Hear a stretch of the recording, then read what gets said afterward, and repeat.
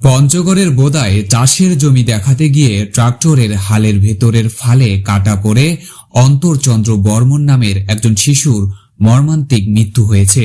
ছিন্নভিন্ন হয়ে যাওয়া শিশুটি ঘটনাস্থলেই মারা যায়। বিষয়টি টের পেয়ে ট্রাক্টর নিয়ে পালিয়ে যান চালক। রবিবার বিকেলে বোদা উপজেলার চন্দনবাড়ি ইউনিয়নের ভোটাপাড়া এলাকায় মর্মান্তিক এই ঘটনা ঘটে।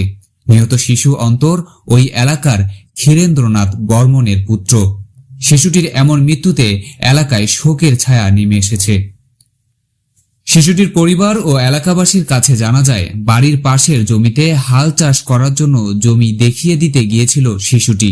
পরে ট্রাক্টরের উপরে বসে থাকাকালীন ট্রাক্টর ঘোরানোর সময় পড়ে গিয়ে ট্রাক্টরের হালের ভেতরে ঢুকে ঘটনাস্থলে মারা যায় সে। বিষয়টি টের পেয়ে চালক ট্রাক্টর নিয়ে পালান। পরে এলাকাবাসীর সহায়তায় পরিবারের লোকজন শিশুটির ছিন্ন ভিন্ন লাশ উদ্ধার করে বাড়িতে নিয়ে যান। কিভাবে সে হালের ভেতর ঢুকে গেছে কেউ বলতে পারছেন না।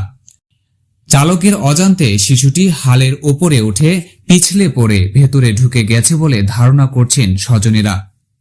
এ বিষয়ে বোদা থানার ওসি সেলিম মালিক বিষয়টি নিশ্চিত করে বলেন, জমি চাষ দেওয়ার সময় ট্রাক্টরের উপরে থাকা শিশুটি ট্রাক্টর থেকে হালের নিচে পড়ে ঘটনাস্থলেই মারা যায়।